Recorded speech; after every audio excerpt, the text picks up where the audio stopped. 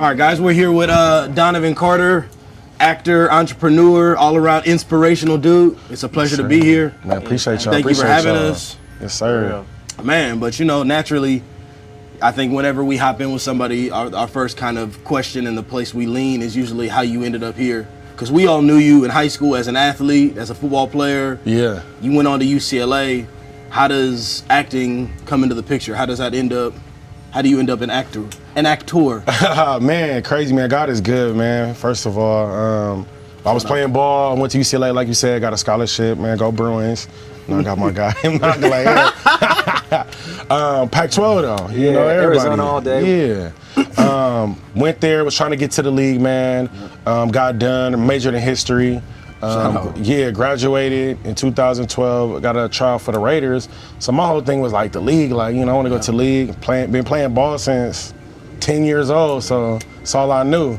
And I went up there for mini camp, got cut. So I'm like, damn, like, you know, what am I gonna do? I got a history major. I'm like, you know, I don't want to teach. People like, what are you gonna do? Teach? You gonna coach? I'm like, no, like, so. I was really trying to get a job. Like, that was my goal. Like, you know, get a job, not necessarily, you know, career, hopefully. Yeah. But it was just tough because, you know, being a student athlete, we don't have no resume, no intern. You know, we couldn't intern, no work experience. Yeah. So I was just, you know, interviewing for jobs, but they like, where's your experience? Yeah. And just was no luck, getting frustrating. You know, went through a little depression a little bit just because ball was over, and it's just like, you know, what do I do now as well?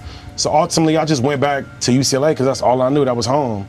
And I went back to my coaches, like, you know what, if y'all, we got all these boosters and donors, people on the sideline got a whole bunch of money. I said, somebody got to have a job. You know, I'm like, I work in the mailroom. Like, I didn't care. I just needed something. Because I'm out here in California.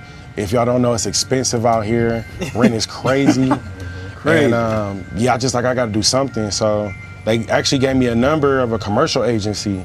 So I started doing commercials background. My first commercial actually was crazy. It was like, it was Oklahoma versus SC, and they gave me the SC jersey, and I'm like, nah, I gotta be Oklahoma. Like, I can't. But it was cool.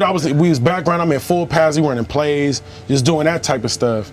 And then I was doing that for a few months. Auditioned for I would say one or two lines, like a little bit. Got callbacks. Didn't get that part. And then randomly, my coaches just sent me an email about auditioning for the show called Ballers. But I thought it was like same thing, like I was doing background stuff. But they sent me the size, sent me the lines. I'm like, oh shit, like this is really like acting.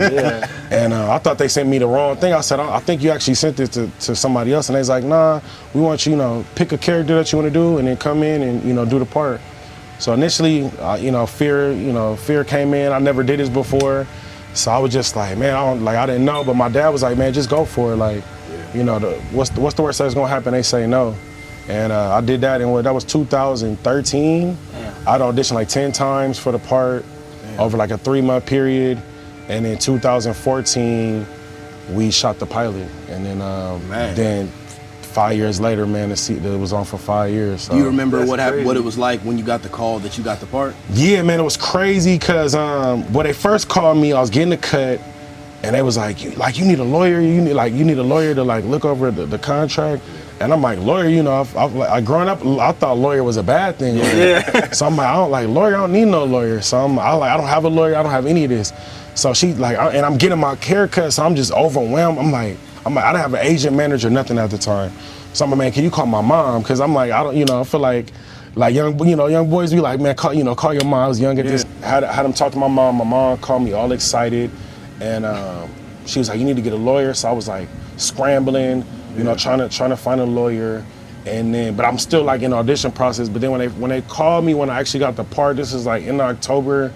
And I was excited about the time. My grandmother, she had a heart attack, so I'm in the hospital with her. So I'm like, damn, I want to be excited, but I'm trying to, because she was in a coma. But then once she got better, then I could kind of take it all in, and I was like, man, this is cool. But I was just like, it was I don't know what to expect. Because I'm like, okay, I'm on a show with The Rock. I was like, then I'm freaking out because I'm like, people gonna watch this. So I was like, I gotta be, decent. I gotta be decent.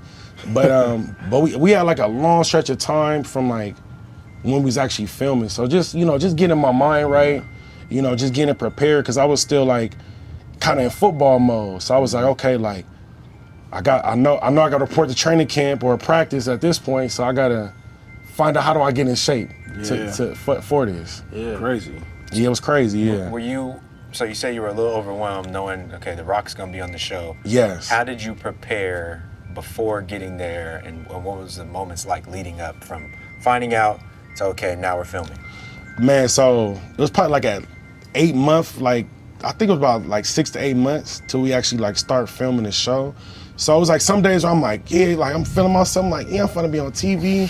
And I'm like, damn, like I gotta do good, because I'm like, you know, you don't want to, you know, it's a good opportunity. Right. So I'm just trying to be proactive, because I know with football, I'm like, okay, I can go lift weights, I can go watch film, I can go run. So I'm like, you know, how do I get better with this? Yeah. So I start taking acting class, try to find a good acting class. Good teacher was auditing some people, which, you know, you sit down and kind of see, you know, how they do the class. And I was doing that for a little bit. People was telling me like books to read. Like I read The Alchemist. I read 50 Cent book, 50 Laws of Power. Just trying to soak up as much information. My showrunner, he sent me a book on acting as well. And just was like, just trying to talk to actors and just get as much insight. But I mean, most of it was just, you just gotta just, you know, just do it. You know, people can tell you, you know, walk you through it, but you just gotta just, you know, be in the moment and just do it. And then, yeah, I think, you know, but I was excited. I was excited too. I was nervous, excited. Then we did the pilot. Like it was crazy. They flew me to Miami. Never been to Miami. Like it was just love. It was so many people on set. And then my first scene, luckily my whole time auditioning, I did the same scene. So I knew my lines, you know, for the most part. But then, you know, them lights get on, it gets real fast. It get real. So, everybody's looking at you. Yeah, everybody looking, and like you know, it's all these people on set just looking at you. And I did the scene by myself, and so we rehearsing. We walked through, and I'm just like, I'm thinking I'm saying a line, but I'm just talking. I'm just like. But then, you know, your mind, you just gotta just snap out of it. I said, bro, snap out of it. It's a good opportunity. Just do your thing, have fun. Right. Yeah, just say, you know, F it. That's what my teacher said. Yeah. But for a minute, I would like, it was a lot. Like I'm over there talking like just gibberish, bro. Yeah. But I don't think nobody heard me. Y'all know. I mean, and they don't know. And that's what I think you end up realizing in entertainment. Everybody that's on the other side of the camera does this for a living, and they're not judging you. They really know. They already know it's gonna take a few takes. They know it's not gonna get. You're not gonna get in the can on the first take. Right. So they know. They're like, warm up. You think they're all over there judging you and giggling, right? But really, they're over there like, let's do it again. Yeah, they're professionals. Yeah, they are. They're professionals. And everybody was cool. Like everybody was down to earth. Like you said, knew my position, because I was like I was like a rookie at the time. Yeah. So I'm just learning as I go. But everybody was cool. Like. Nobody was like, you know, like, cause you hear things, you see things on TV, but nobody was like, man, who is this guy? Like, he's not prepared. Like, it was none of that. Like, it was love. But you know, you professional, so you want to just do your part, do your job. You know, just like how it was in ball. You know, everybody got a job. Just do your job the best you can do it, and everybody else gonna do what they do. And you can just show up and just, you know, have a day. I saw Will Smith was talking about on the reunion. He was talking about when he first got on the show. And he knew nothing about, you know, reading lines, running lines with people. Yeah. And you could see him in the background. He'd read all the lines and memorize everybody's lines, and he'd be standing behind people mouthing their dialogue.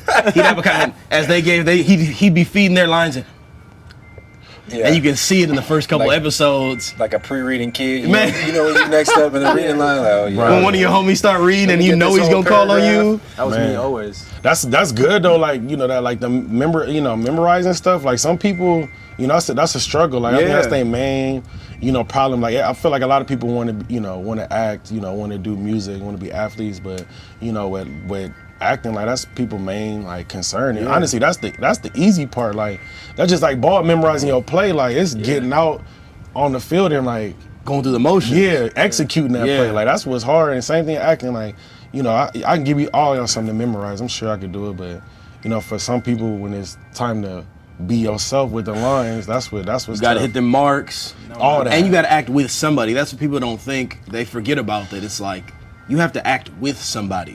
So you really have to buy into your character for their sake too. Yeah. The performance you give is gonna affect the performance they give. After like we started doing the first episode, I'm doing the scene with The Rock, and I'm just like, dang, this really The Rock. Like this, Dwayne's right here. And I didn't forget, like, this isn't Dwayne. Like you said, there's a character. This ain't Dwayne. This is Spencer. This is my financial advisor. Like, you know, he worked for me. I don't work for him.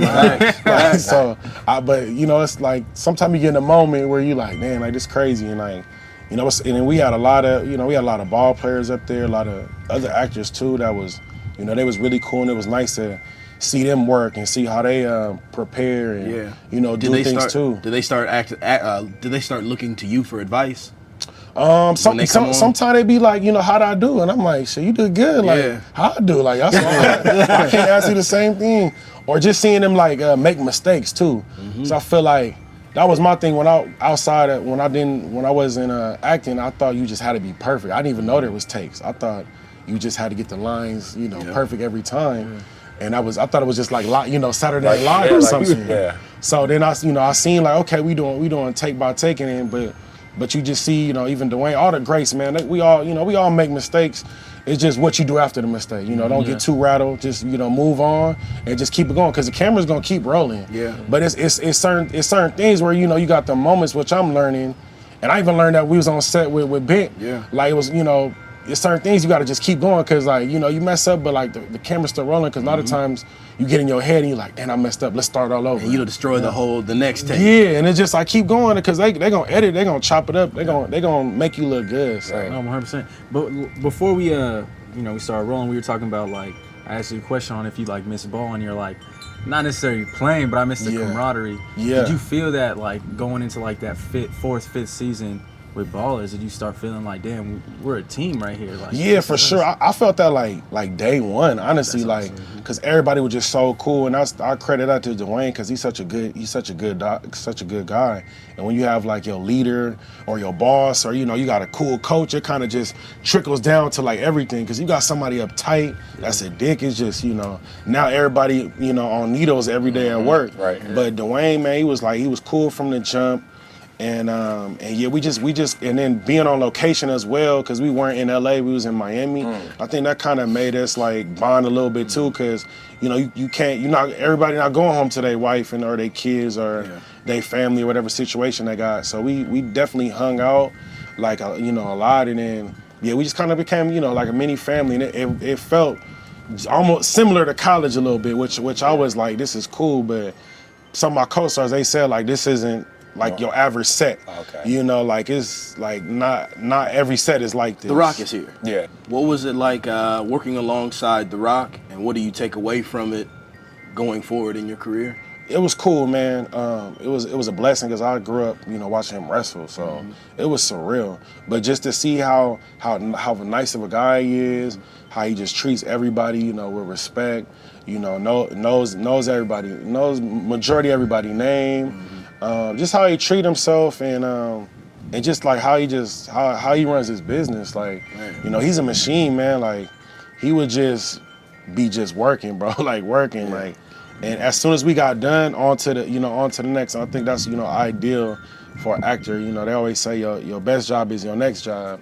So just to see like where he came from, we kind of came from similar background. You know, didn't go to like a performing arts school or acting school, and just to see you know, where he is now. And it just, you know, everything just takes time. It does. And you got to just keep working. But I would go on set even when I didn't work, just to like learn to just be up there and just to be around. He was like, yeah, just keep doing that. Like, you know, just keep being around and just keep soaking all this in. Man, you My bad.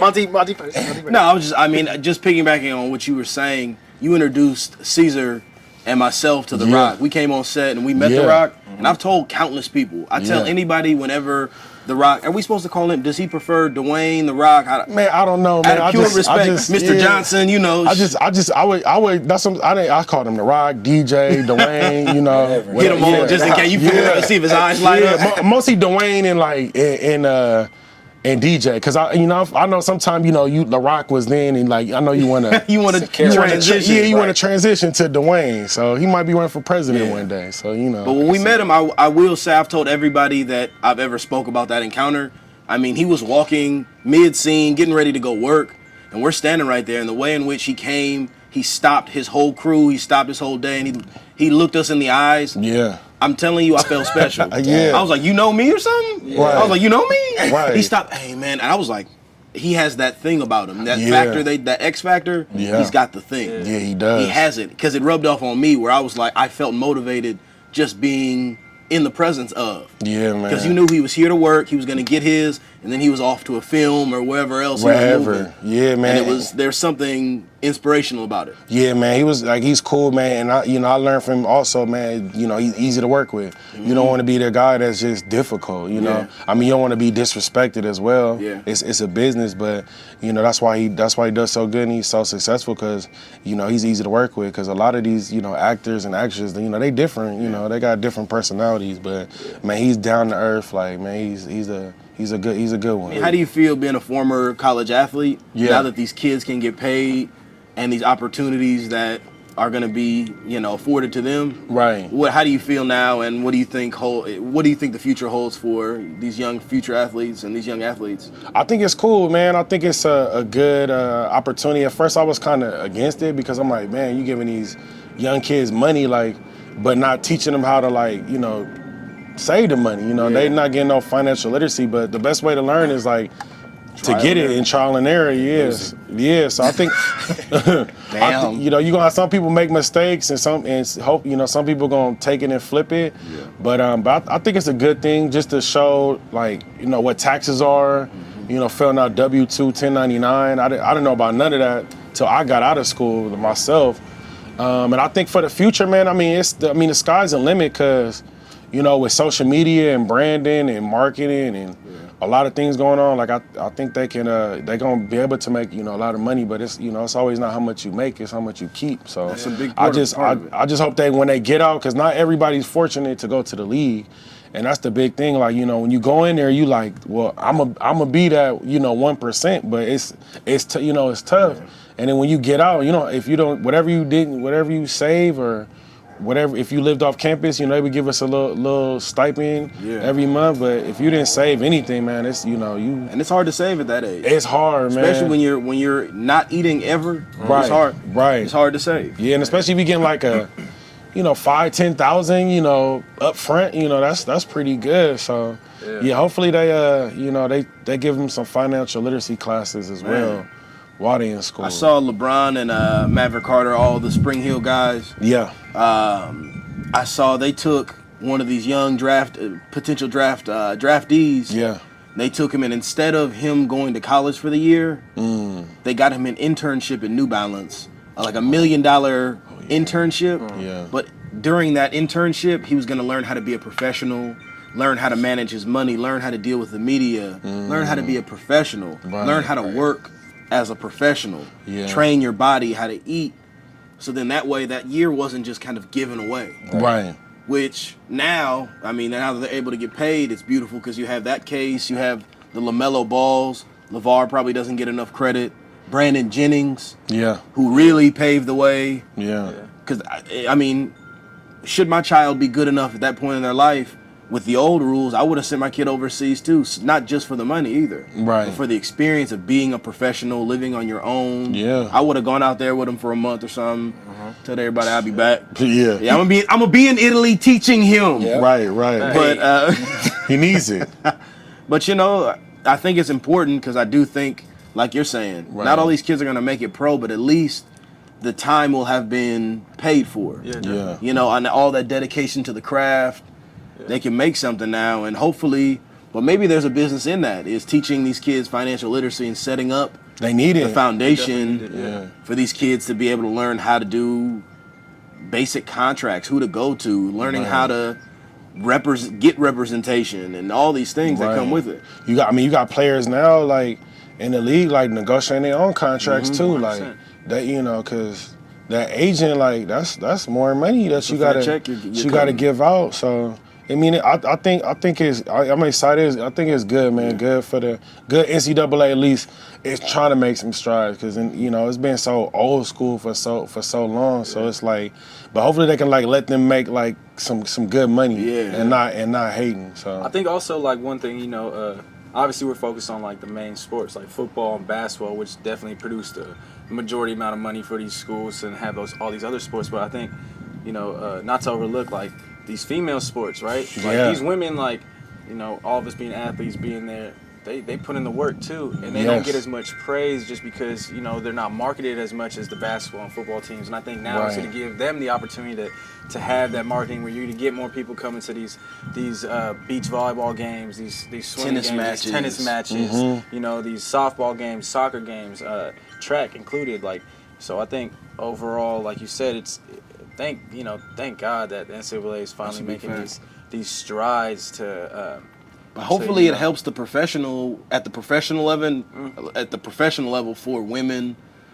That now that younger people they're starting to get paid at a younger age. By the time they get to the professional level, they're like, my fee has gone up. The fee for them has gone up. It should. Yeah. Because it is crazy. The pay inequality gap is nuts in professional sports. But I understand how it works. It's on ticket sales and these things, but the pay disparity has to change. Yeah. And some of these kids, some of these sports, they don't give full scholarships too. Yeah. So I think people are coming out with loans, and obviously we all know about the student loan situation in the United States it's very shitty, and so like it's going to give these kids an opportunity to kind of have a foundation, leaving college, hopefully, instead of just leaving college and going like, damn, I owe $100,000 to the government or to with no experience and don't know how to get a job. Exactly. Right. Like, that's true. They won't even let you get experience. Yeah. They ask you for experience coming out of college, and you're going, unless you give it to me, how am I going to get it? Exactly like what you said. You were like coming out of college, and I got no experience. What am I supposed to do? Yeah, and then fast forward here I go for HBO. I don't have any experience, and then they give me a shot. So and now you're the experience. Yeah, but it just show what's for you is for you, and it's just that's all everybody wants is a shot. It's just opportunity. But like you said, how do I get experience if you're not gonna give me a chance? Like it doesn't make any sense. Like I'd rather just tell me whatever it is. Like that sound like some BS to me. Like tell me like what's really the problem. Like No, definitely. yeah. I see you got a project with Bruce Willis. I don't want to leave anybody out. Oh yeah. You got some dope shit on the horizon. What's going on with that? Yeah, I did a movie last year, man. Shout out to my boy Randall Emmett. He directed the movie. And he hit me up last year. It was like, man, I'm doing this movie. Like, do you want to be a part of it? I'm like, hell yeah. Like, because last year was just dry for acting, man. But it's called Midnight in the Switchgrass. Bruce Willis is in it, Megan Fox, Machine Gun Kelly, Emil Hirsch. Donovan Carter. Yeah, me, your boy. I think Lucas Haas as well. But it's a movie about, they said it's a true story too, which I didn't even know till recently, but it's a movie about these cops looking for this serial killer, and he keeps killing these women that are in like sex trafficking or like like young women, man. So they Bruce Willis and Megan Fox and Emil Hirsch, they all cops looking for this guy, and it's a little dark, but it's it's cool. Yeah. It's cool. Different change of pace for you as far as just a new mindset, a new role, something totally different. Yeah, it was different, man. Which I wanted. Like I play a lieutenant, play a cop, so it's way different ballers when I was a football player. Yeah. So it was cool. Like it was cool to get back on set. Different style though. Like it just let me know, man. HBO. Like you kind of told me too when you came by set. Like it's just different the treatment. Like from the trailers to the food. Like, but it was fun though. It was a good experience. It was during COVID, so I didn't really get to. All I saw was Emil. That's all I was in my scene with. So I didn't really get to see like anybody else too much. But it was cool. It was a good opportunity. I was just thankful to do something. At the end of the day. Yeah. Where and when can we catch it? Man, it's coming out this weekend in select theaters and on demand. On there as well. That's so awesome. Yeah. Awesome. How big is emotion for an actor? I mean, I don't know. I have no idea. Right. You gotta just talk about emotion a little bit and how it comes into the scenes and stuff. Yeah, I mean it's big. Like I think like my teacher said like acting is emotion. It's not a feeling. Like you push out a feeling. You can tell like that person is doing too much. But it's like you want to have that emotion. You want to have that feeling. But it just on you to be brave, like to get there. Because like I feel like football or even like as a Black male, African American, you used to like not showing your emotion. You're supposed to, you're supposed to hold it in. Or football, like you're not supposed to show nothing. You're supposed to be a tough guy. Right. So it's like trying to peel back them layers and getting there. Cause a lot of times, you get there and you like, I don't like that feeling. Like you feel like it make you uncomfortable. And it's like, just being brave to kind of just, sit in there and just stay in it. And but that's what my teacher also says, like, and always use like real situations, because if you're using a real situation, it's hard for you to like let that go and still like be in the moment, be in the scene, because you don't want your emotions to take over. Because when you crying, it's hard to communicate. And you can't come back. Yeah, you boo-hooing. Yeah, you look crazy. So just tapping in there, but it just being brave enough to get there, because it's a lot. It's a lot, and especially like for me, I been held in so much for so long, and it's like. But it's like getting into a good class or getting with somebody where it's a safe space and you can kind of go there and it's okay. Does it still feel a little strange every now and then? For sure. Because, I'm in my head, but, you think things and it's like, why am I not feeling this? Like, like I feel like I'm there, but it's just, it's just practice and just, trial and error. And then also even in class, like I see other people go through stuff. And sometimes you learn through that because you see them kind of go through the same thing. Yeah. And it's, it's kind of easy. It's different like when you up there in the hot seat and you kind of see it and you're like, oh, like, that's what he's talking about. And it kind of resonates different. Is there any type of roles like, for your future acting career that you're like, man, I kind of want to play this type of character, or I kind of want to play like this type of role? Like, you have any in mind that you're like, man? Man, I mean, I love comedy. Like, love to get into like some more comedy, man. Action as well. But honestly, like whatever is meant for me, man, I'm down to do it all. Like, I want to like do something a little different either way. Because I think growing up, I never knew like what I wanted to do. Like, I just happened to just continue to, like, my football skills got better, so I was like, okay, like, maybe football is it. Yeah. But I just, like, my parents always asked me as a kid, like, what do you want to be when you grow up? And I'm like, I don't know, like, because all I know is school and football. Like, I've never been exposed to anything. And I think that's what I liked about acting, because, like, I could be a football player, I could be a cop, I could be a teacher, I could be, store owner, I could be anything. Yeah. So that's what I kind of love about the business, because, it just changed over time. And like, you get, like, shoot, this day, it don't feel like work, which I love too. Like, I want to do a job where I'm working, but it don't feel like work. But, because I need, like, even in Ballers, we did some crazy stuff, and I'm like, you forget, like, man, this is work. Like, some of those houses, the cars. The house, the car, like, I think, like, just some of the things are like other people you hear, like, they destroying stuff and paint, doing all type of crazy stuff, and it's just like, that stuff is fun. So going back to, like, right there, if we hold that moment, going back to your 5 season Ballers, was there like a time or something that happened where you're like, this is fucking awesome, like, what? I can't believe we just did this. Man, like, well, first day I got on set, I wasn't even working, but one of the dudes, he was on the set. He was on set, and we doing just wardrobe fitting. And he was like, man, go on set right now. And I'm like, why? He said, bro, just go, trust me. So I take the van, and cause I'm like, I don't even know, how do we get to set? He's like, take the van and like tell him where you want to go. So I show up. It's like we're doing a club scene at Story. So it's like 100, like 150, like just girls just walking towards me. But I wasn't on the show yet, so they didn't know nothing. So I'm just like, man, this is crazy. Just all the pretty people that they had on set. I think like episode 3 was always my favorite. That's when we was on the yacht. Like, we had the party, and man, that was cool, cause like we was in this beautiful house. I ain't never been on the yacht before, so that was my first time. And it was like a party scene, so it was like, it was a lot of people there. It was, and I like those days where we all the characters are on set, cause a lot of times, if you don't film with this person, like, you might not even see them like the whole time. So like, it was just cool when everybody was there, cause like, we got to hang out and just, have a good time. But honestly, every day I was like, this is crazy. Like, this is surreal. Like, I had to pinch myself. Like, I'm really acting like on HBO. Like, it's crazy. Yeah.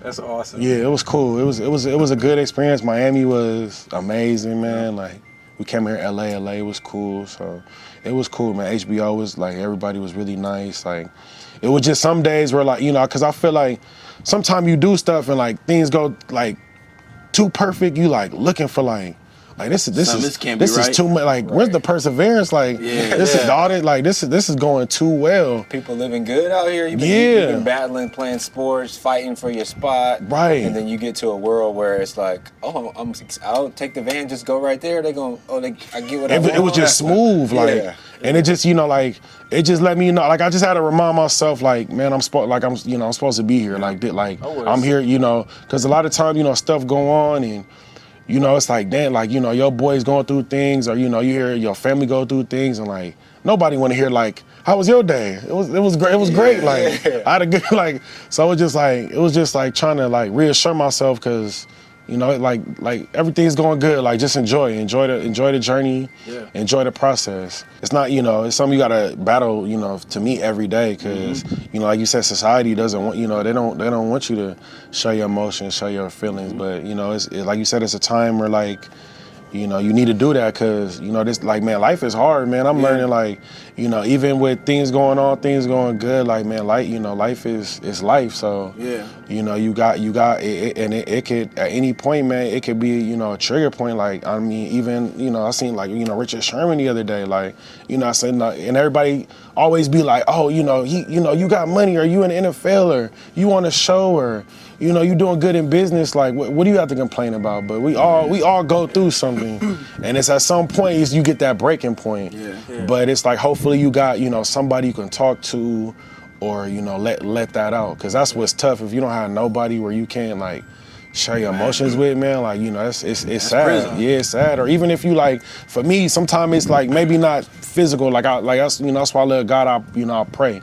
Like I tell him everything I'm going through, and I just it make me feel better. But I understand sometimes you want to hear something back, which is tough. So it's just like I think, and my teacher taught me to watch. I don't know if you heard Brene Brown. She has a TED talk about vulnerability and shame. Yeah, which is really good, and just let it's okay to be vulnerable. First of all, it's okay to have them emotions. Link in the show notes. We'll link that in the show notes. Man, yeah, it's really good. Like if you should watch it, it's really good. Like it's I think on YouTube or something. But on the drive over here, I was listening to Hot Boxing. Actually, my buddy sent it to me. It was Mike Tyson's podcast, Hot Boxing with Mike Tyson, and he was talking about emotions and strictly happiness. Yeah. And he was saying how unfortunately, a lot of people in our society, mainly talking about people in like Los Angeles, United States, we have such high expectations on like what we want out of life in order and deem those expectations towards our happiness, right? And he was like, the happiest thing I've ever seen, the happiest like person I've ever seen was a 5-year-old kid out in Africa. And he was in a village, and he was helping them. I think something similar to what you were doing with like the water resources. And there was this kid, and he said the kid was about 5 years old, 6 years old, and he was wrestling this big 400-pound pig and like slapping the pig and just having so much fun, getting mud thrown on his face and everything like that. And right behind him, you saw this like tiny, like made from nothing hut, and it's 105 degrees out there, and the kid has the biggest smile on his face. And the reason why is because the kid had no expectations on his life. He was just always present within the moment, and he spent the day and the night with the child and his family, and just to be able to have some food, a little bit of water, like it was great. And it ended up, I guess, bringing, like what Mike said, a lot of emotions on him. The reason why, and he had to feel, he said I had to feel these emotions, allow these emotions to come through me in the past, to the point where he cried. And he said I had to be vulnerable in that moment, because it taught me that happiness isn't about the things you get, the things you expect to receive or anything like that. It's about just being present in that moment, like present in that breath, that life. And I think that's going back to vulnerability. That's something that all people need to really focus on, especially us men. Obviously, like women are they're hardwired a little different to get to that point of accepting their emotions and talking about them a little sooner. Not all women, of course, but my wife. Bethany. Right. That's major. I think, and just just being grateful, just grateful what you have, and just appreciative, because I feel a lot of people too as well, like they, especially especially with social media and everything going on. You look at other people, their lives and what they have and what you don't have, and it's just like, you just got to be thankful and just appreciative of what you have, and also like like you said, Mike, and just give back, man, because that's something I'm big on too, just serving, man, just giving back, because we all it took a village for all of us to get to where we at, 100%. and just remember that, like, for the future, because it's just like, man, you might impact somebody, hopefully do something positive. They say what was that, the quote, like, comparison is the death of all dreams and happiness. We get so caught up in like comparing ourselves with what other people have and like what we don't have to somebody that isn't you. Yeah, or even further, like we compare like someone that someone that might have just gotten in a car accident might be feeling a certain type of way that's similar to someone who just lost a relative, and we get to that point where we compare. Well, I mean, you just got in a car accident, that person just lost somebody, but you can't compare someone's emotions, because someone's emotions is their own emotions, and everyone should be able to feel that. And I think that goes along with us as men. It's harder for us to be vulnerable because we always go like, well, what just happened to me isn't as bad as what just happened to someone else. When truth be told, that feeling can be the exact same. It's just you don't grief know. Is grief, grief and is grief. Pain is pain. Yeah. But I think it's about accepting that, hey, they're going through something I'll never, ever understand. Yeah. But it's about having the empathy within you to know that and to accept that their pain, if they're saying they're in pain, that's enough. Yeah. Right. It doesn't have to be explained. Right. Yeah. And it doesn't have to be compared where it's like, well, I went through this last week and that hurt, it's like, no, that is equally as painful, and I'm feeling with you, and not always just for you. It doesn't help people to feel sorry for them. Mm-hmm. It helps people to feel with them. Right. To be there with them and to be an open source, and to know that you have an open source to go and speak with and to spend time with, and that's important. Yeah, that's true. Is there something that you do like for yourself, like that? If you get into these weird spaces, these weird little funks, like obviously we just went through a crazy year. 2020, does it even count? Is there anything you do in order to kind of cope with just like, hey, if you're ever feeling down or like, Right. Man, I've been like meditating recently, man. Like me using the Calm app, and I think like it's been cool, like just like taking my mind off of things and kind of just focusing that moment. I like going to the beach too. I think beach is always like, being out here in LA, the weather's nice most of the time, but going to the beach is always good vibes, and just sitting out on the sand, just chilling, or get a little workout by the beach or something. And also too, working out, like that kind of like gets my mind off things, because for that hour, like I'm not thinking about nothing but like breathing, like that's it, like surviving. Yeah, exactly. Like I'm not thinking about like bills. I'm not thinking about life. My boy actually said he like rehearses his lines while he works out. Shout out. Because it kind of like help. He's like, if I could, but to me, I'm like, I'll try, but I'm like, I can't do two. Can't do two things at once. That's something that I've been spending some time with, like trying to make the checks and communication when I'm working out. Peak tired, like having a really hard time breathing. My heart rate's high. Okay, can you think now? Can you operate? Yeah. Can you make the right call? So using VR and seeing stuff, or even training, trying to review, like, okay, can you make the right decision if X, Y, Z happens? Or I'll even ask Anissa, like, hey, okay, challenge me on this during the workout. And actually, a guy from UCLA was playing chess while he was working out. Really? Yeah. We go play, work out, get the heart rate. Play chess, because you got to think. And you think, most time you make mistakes. When you're tired. It's when you're tired. It's not something that you don't know. Yeah. Like, it's just something you might have forgotten in the moment, or you didn't think about. Like being rushed out the door, you forget something. You know what I mean? Mm-hmm. It's having a certain level of stress, and then being able to operate in the same space. That place. So maybe I don't know, man. Maybe try some lines. I definitely am. Because now that you said, I'm like, I need to get back to it, because it's easy to be like, I'm gonna do it. Mm-hmm. Then it's like the workout's over, and I'm like, damn, I didn't do nothing. Like, but I didn't even think about that, because when you are tired, like, you gotta focus. That's when you gotta focus even more. That's huge in a career. So most guys never make it in theory, huge, right? Yeah. I didn't make it. Shit, but low key, I mean, to make it one, and it's a beautiful thing to get. we just keep it going, man.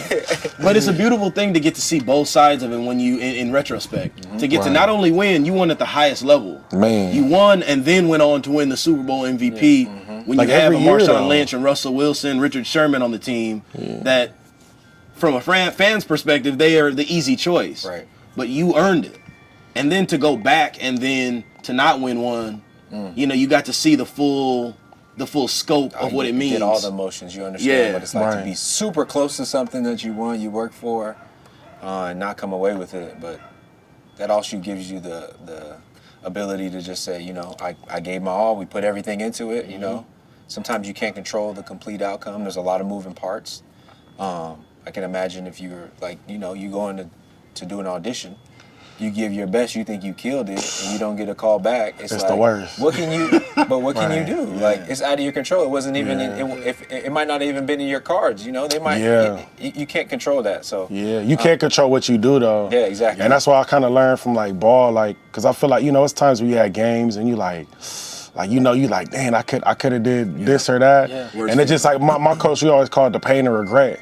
And I just kind of use that like in auditions, because I'm like, you don't want to feel like that after, like, like why didn't you leave it all, you know, in the room, like, you know, it's different on the field because you sometimes you tired, you like couldn't go. I'm like, I had to take a little bit of breather, but there it's like you might as well go all out or not at all. Right. But then it's crazy. Some people I know too, like the auditions where they don't feel good, like that's the one they book. Like they be like, that's how it happened with our show. I think it's also like the whole moral of that is sometimes you just are too close to something. Yeah. You know, sometimes like you were just saying, like people book the ones that they're like, I thought I did horrible with. Right. It's always having that other set of eyes to see it from the outside perspective, to be like, oh no, this is something, right? Right. Like, we just are too close to it. Like, people loved it. Yeah. They felt how you felt. People were like, man, this should be on TV. And we were like, really? Let me show you the other ones. Right. I'm sure with you, you know, with acting and stuff like that, sometimes you're probably looking at it like, I didn't feel right. It didn't, you know, maybe it was kind of weird. Then all of a sudden you see it on TV and you're like,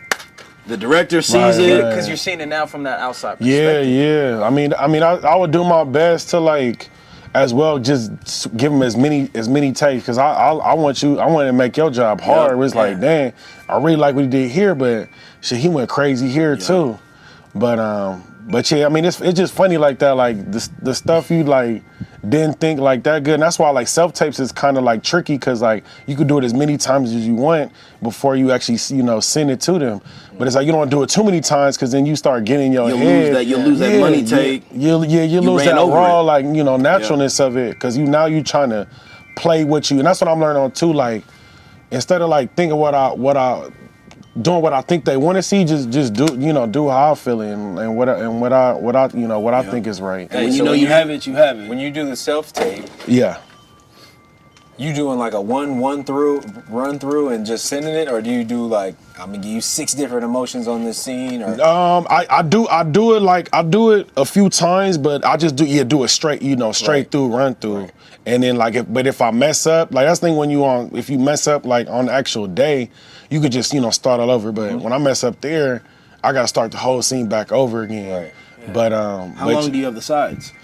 It just depends. Like I just got one today, and it's due Wednesday, which is cool. Sometimes it's like, so yeah, I got the weekend, but sometimes it's like I'll get it yesterday and it's due today. You get like maybe 24 hours. But sometimes those are probably the ones you mess around and kill, because you just got the juice, you got the little bit you of got that much time to like think about it too much. But it's not like long, you know, it's not a bunch of pages either. Like that, it's like maybe like, you know, 2 or 3. Do you have somebody that reads the other lines for you in the self-tape? Yeah. I go to a guy. Like some people like now have like stuff kind of set up.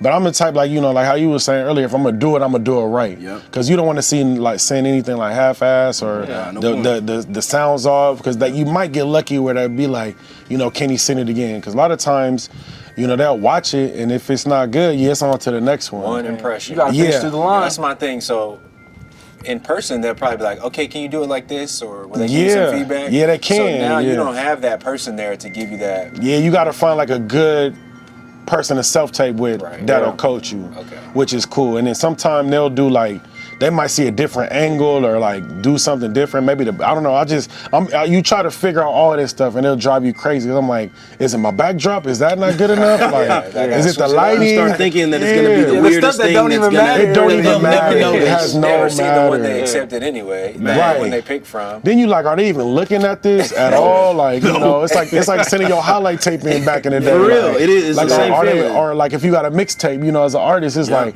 are you actually listening to this?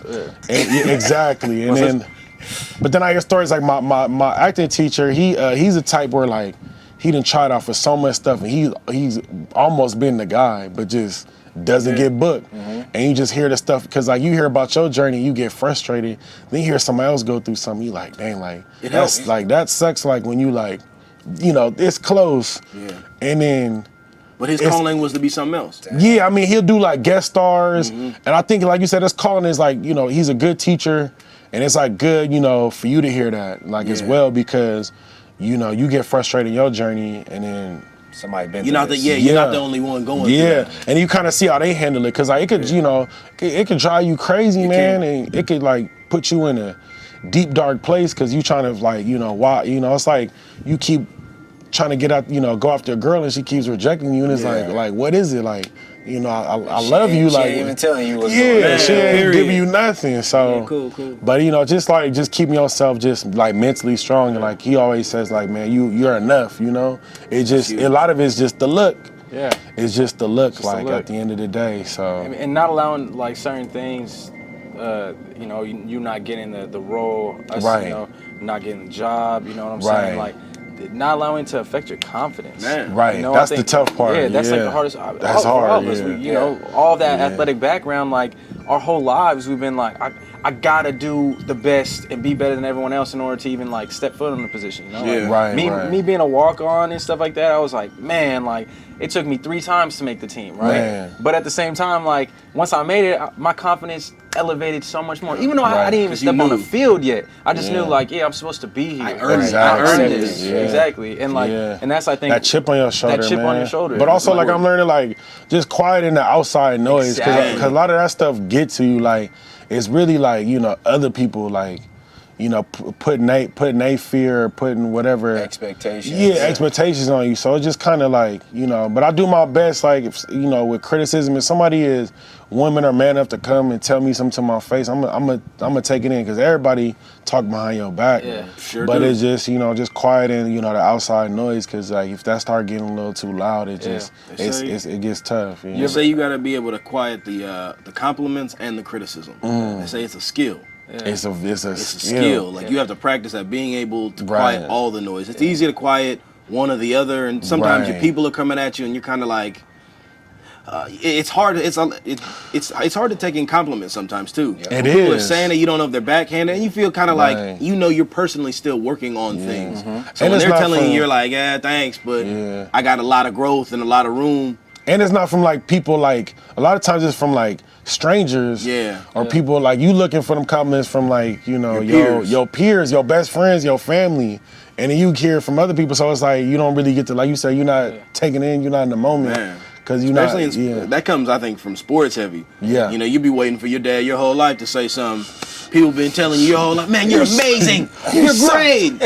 I be looking at my dad to get in the car like, you know, you missed 4 free throws. Like me sit in the back. And I used to be like, oh, shit. Yeah, and it just that's Pops though. Man, it was. He would be real mad too. I think it's also having the ability to quiet your ego.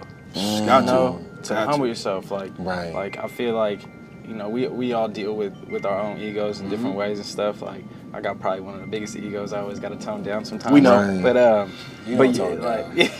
but I mean, but he tones it up. He just lean right into. But I mean, like ego on that is being humble, like what you were talking about earlier, how like people are like, oh, you waiting in line, like, and you said I'm human just like you. You know, and like. I mean, I've been blessed, man. I've been having like good people. I mean, Malk right here, man, Super Bowl MVP right here, right? And like, man, the humblest person I know, cause I would be wild. Right. I had MVP. Like some people had it tattooed, you know, but it just I feel like God, he do a good job of like giving like the right people that blessing, cause they know how to you know.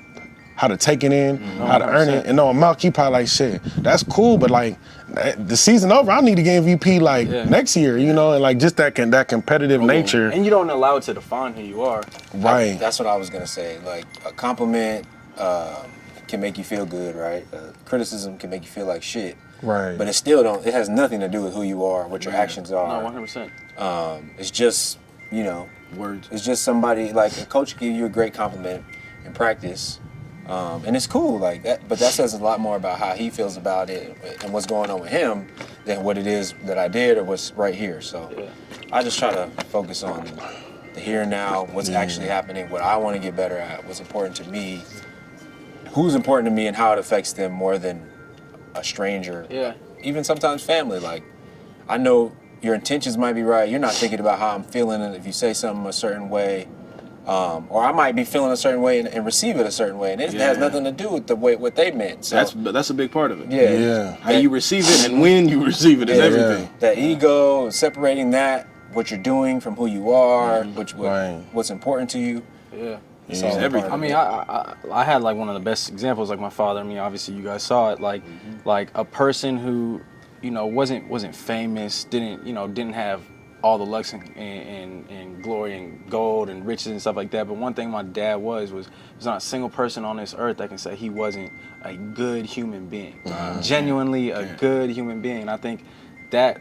Like, I think that's the ultimate goal. That's the wealth. Yeah. Like, it's not about, you know, being like, you know, the best athlete, the best entertainer, you know, the best businessman or anything like that. At the end of the day, take all those titles away. Are you a good human being? Right. Do you have a good heart? You know, do you live your life of true value and true morals? You know, Right. and I think that's kind of something that's important. That, you know, that's everything. That's everything. Everything. Really Yeah. How many people did you affect while you were here? Did you maximize your time? Yeah. Did they enjoy their time with you? You know? Exactly. Right. They're looking back on those memories like, damn, that's a story to tell somebody. Are you memorable beyond what you can offer somebody? Yeah, the transaction. Exactly. Are you memorable beyond that transaction? Yeah. Did you bring value add? Literally got that tatted on my arm. True value. Man, have to, man. But yeah, some people they just, you know, they think different, you know. Yeah, but, definitely. But I mean, that's what make the world go around too, Sure does. as well. But The journey. yeah, it is for sure. I know you. On another note, I know you've been in the real estate space, and you said something about the fact that we don't learn about real estate, about investing, about financial literacy. Yes. What was your intro into real estate like? Yeah. And how's it going now? And what do you see? What do you have planned for the future on the real estate end? Yeah, I mean, man, honestly, like, shout out to my grandparents. Like, they kind of set the tone for me and my family. Like, my grandfather years ago bought a apartment complex in Inglewood. Shout out to man, for sure. Yeah, and then my grandmother, she bought some property like right next door. So kind of like, you know, seeing like growing up, you know, I didn't know like anything about like the business and the terminology, but I kind of just seen it from afar and I'm like, oh, that's cool. But then as I got older, I'm like, you know, residual income always coming in. And I just, you know, seen the importance, because even when I started college, this is like 2008 when the economy was just crazy. Everybody was losing their jobs. You know, my father had to relocate out of California just because his situation.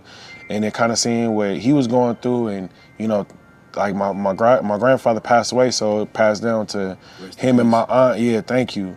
And kind of just seeing like that's what helped him out like during tough times. And Legacy. and then legacy. And then that was the thing my dad always, when I was on Ballers, he was like, man, just like make sure like, you know, you walk away with something. 'Cause a lot of people, you know, they get drafted, get on shows, you know, have a hit album or hit song, and they make a good amount of money. Then, you know, it's gone, because you can spend money quick, especially out here. Yeah, definitely. And it's crazy. So, you know, and a shout out to, you know, our boy Caesar. Like he was Caesar Sells LA. Yeah. He was plugging me away. You know, always sending me stuff. Like, you know, to constantly remind me, like, you know, when you're ready, like, let me know. And then I got ready 2018, and I bought a triplex out here. So that was my introduction, and just, you know, being, you know, learning. It's definitely a learning thing. It's definitely a haze with a house, because there's just so much going on. But I mean, I think it's a good problem to have, and it teach you a lot about like, taught me about growing up, and like, you know, just certain things, and, you know, just, you know, about, you know, taxes, just things that I didn't know about.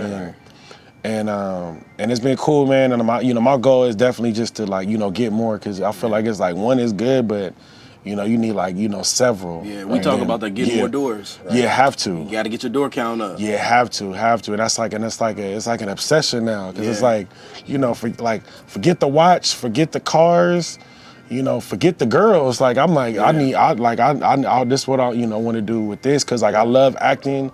And we all love ball, we all love what we did, but it's like you only could do stuff for so long. Yeah. And it's like, even with acting, like I love it, but it's like you need to make sure you got some other things set up, just in case, because we all couldn't have planned for COVID as well. Right. And sometimes when you hot, you not. Yeah. And you want to make sure, like, you good. You can ride them waves. Yeah. And I just think it's one thing, definitely have diversify your portfolio, have other streams, but I definitely think real estate is always a good thing, like, to get into, along with other things, because it's always gonna appreciate. Yeah, always. And it's always good to like you own something. Exactly. And if the worst come to worst, you can either sell it, flip it, whatever, get tenants, refi, take the equity out. It's just always, good to have, especially in California. People will always need a place to live. Always. As long as there's people. Period. Yeah. Always. And ownership is key. Yeah. Ownership is everything, because it gives you a position of leverage. It gives you a position to borrow, to sell, all those things that come with it. And I think that's the thing that now, generationally, it's time that we take what we got from our elders, and we take it to the next level because we're able to. That's the way. That's the real way to say thank you. Yeah. And it's dope to be able to hear, your grandfather bought a property, and then after, he's gone, he's still able to bless his family. It's still here, man. It's still here. Then they gotta speak his name. He's somewhere like, y'all better talk about me. Exactly. You seen what I did, and he made that move before any of them were probably even here. Right? Yeah. Yet you can see the love he had for his family. Yeah, it's a blessing. When he's gone, he's still making sure everybody's fruitful, and everybody's still eating, and everybody's still, flourishing. Yeah. Honestly, that's how my family got blessed. My father, after he passed away, he didn't have life insurance, but he owned outright the deed and the dirt of the property that our house is on. Like, all paid off. And like, I used to never understand. My mom would always tell me, like, we're 1% of the 1% that actually like own this dirt. And like, you gotta think about it, like that right there is massive, man. Yeah, that right there is massive. Like, we, like you said, you could refinance it, you could take money out on it, you could if you're having your sickest day, you have a roof over your head on your worst day. Yeah. It's a big decision though. Like, I know a lot of people be like iffy or so, but I'm like, man, it's worth it. Like, just go for it, because I was on the fence too. And a lot of us, you be on the fence because it's a big decision, but I think it's worth it. Now, it ain't gonna be easy, nothing easy. It's gonna be a little bit, but at the end of the day, it's worth it. There's a learning curve. And I was fortunate, like I kind of seen, my family have it, so I was like, I knew it was definitely an asset for sure, but. And let us not forget, we're thankful to be here in this beautiful home. Yeah, for sure. On this beautiful property that it's a blessing to be here. Absolutely. You said this used to be your grandmother's home, right? Yeah, this is my grandmother's. Yeah, my father, my auntie was raised here, and then my grandparents got divorced before I was born. So my grandpa, he did what he was supposed to do as a man, make sure my grandma was good. Yeah. So this house paid off for her. Yeah. Legacy. So it's like just keep it in the family, because that's what you were talking about earlier. Because when people pass away, and you got to deal with your family that doesn't know, might not be as knowledgeable as you are. Yeah. But I think just keep it in the family, not less. I mean, if need be, if you press, but hold on to it. Like, at least rent it out, something, and then see what happens. There's also something like it's kind of crazy, just like the energy that a home. Because there's a difference between a house and a home, I truly think. Like, this is a home, right? Yeah. The energy, like, when I walked in, like, how it felt. And, like, I think that's something that carries over. I'm sure you have millions of memories here. Right. Yeah. And that's and you could take away all the tangibles and everything like that, but you can't take away the memories that certain places will bring back to you. And I think, like you say, keep it in the family. Yeah, exactly. And that's what we was talking about. It's tough because there are the memories of the family, But it's like, you know, we can make new memories. And it's just, but I feel like being strategic, make sure you get the right people to get in here. Cause I understand it's the family home and we have memories, but like, you know, we can hopefully open it up to a new family. Exactly. And then like how you said, it's that, cause you walk in, it's that feel like, this ain't, you know, this ain't the turn up neighborhood. It ain't like that. You got, you know, have a nice little get together. Yeah. But I feel manicured out front. Yeah, but I feel like, you know, you take care of stuff, people gonna take care of it, you know, and treat it like, cause like you said, this ain't a house, it's a home. So hopefully, like, you know, whoever come in next, you know, treat it like a home as well. Yeah, 100%. You guys have anything? I mean, thank you. It's been it's been a treat to be here. It's been a blessing. You know, absolutely. This is a dope opportunity for us naturally having with our past, how we grew up together, got to see one another grow up, and to be here sitting with one another. Malk said middle school, man, Northridge night days, man. Something we kind of got in the habit of asking, you know, before we wrap out is, you know, we live in a time where people talk a lot about success. Yes.